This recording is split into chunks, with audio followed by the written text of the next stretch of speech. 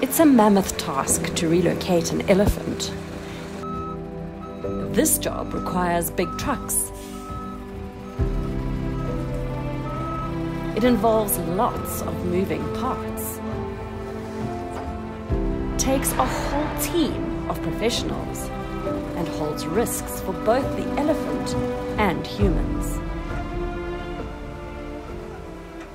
But the job takes on even more gravity when the elephants you're handling are two particularly massive tuskers.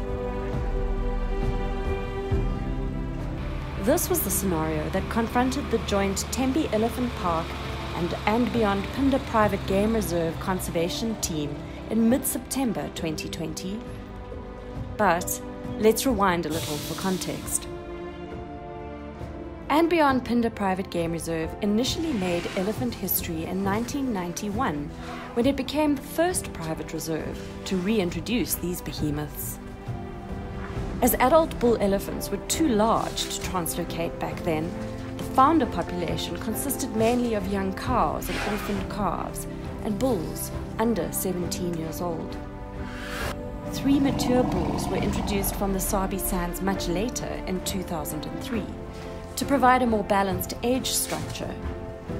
Of these, 1 died, and the other 2 have now reached a ripe old age. So the time has come to add some new, mature bull elephant genes into the mix to better balance the Phinda population and dynamics. Since Phinda was once part of the natural range of the free-roaming herds of Tembe Elephant Park, the decision was to source 2 30-year-old bulls from the nearby elephant reserve.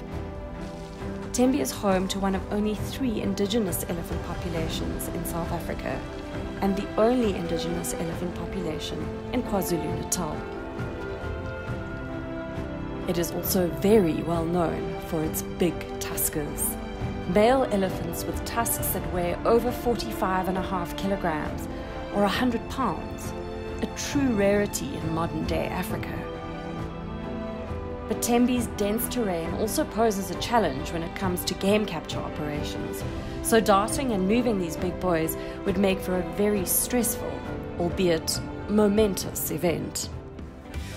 Enter Kester Vickery, head of the experienced elephant capture specialist team of Conservation Solutions. We're hopefully going to set off shortly to catch a big elephant bull. Prepared a whole lot of drugs to be able to dart and immobilize the elephant. All our equipment is pretty much set. We've got a big wake-up box and 2 big crane trucks to be able to recover the elephant and pull it into the box. So I think we've prepared as much as we can. More than this we can't do. Next thing now is to find the elephant and to mobilize it and get it to the box. The chosen elephant bulls were collared in July to make locating them on the day a little simpler. On the morning of the capture, an advance team went ahead of the vet to get a ping on their location. Once this was ascertained, the chopper could take to the sky in order for the vet to administer the sedative that would render these 2 massive bull elephants pliable in the hands of mere men. It is at this point that Kester, his ground team, and the supporting conservationists come into their own. The elephant's vitals are checked constantly.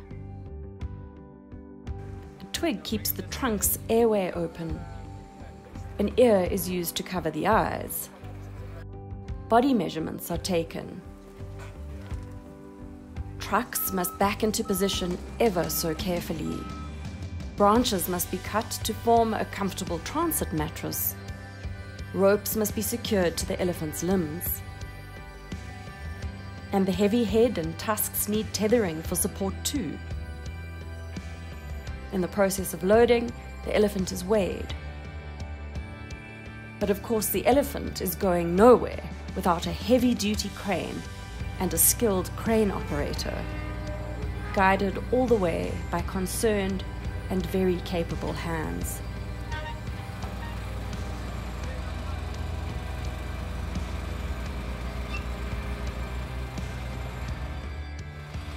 A bit of water to keep the VIP traveller cool,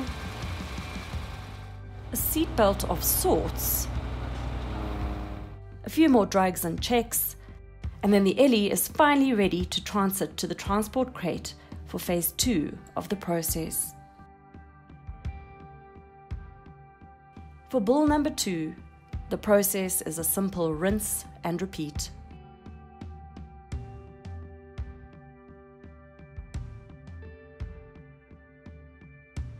For the next phase, the elephants need to be moved into the transport truck. But since elephants are translocated standing on their own 2 feet, there needs to be a safe way to wake them up and get them up. For this, a customized crate is used. So we've constructed this really enormous box to be able to recover the elephant. It's about 4 meters high, 4 meters wide and 6 meters long. It's like a Meccano set. It's in 10 pieces. We pieced it together the day before capture, which was yesterday. And elephants are enormous, as you know, so they need lots of space to be able to wake up after they've had their immobilizing drug. So we've put this big piece of kit, we've put this together. We now need to put it on a conveyor stretcher and then we'll pull it into this box. Once it's in there, we'll reverse the drug and get it to stand up, hopefully, and then into our transport container.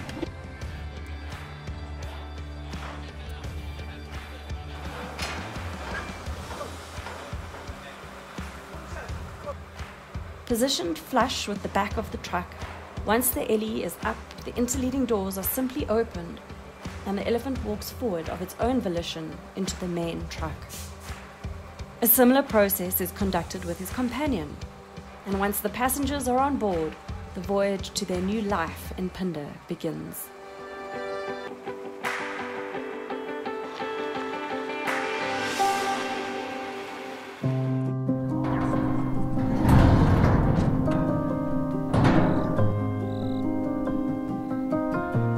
There is a great sense of satisfaction watching an elephant get off a transport truck and walk off into the wilderness.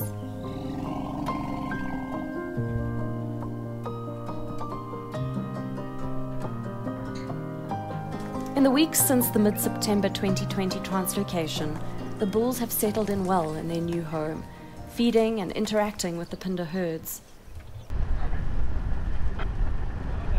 Their tracking collars enable the Phinda team to monitor them, but they don't seem intent on walking back to Tembe, the greatest risk of a relocation.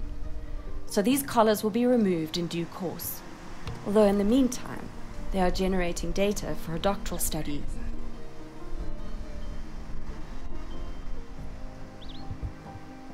The hope is that these bulls would develop into true Tuskers when they mature at around 45 years of age, and contribute their Tusker genes to the Phinda population for generations to come.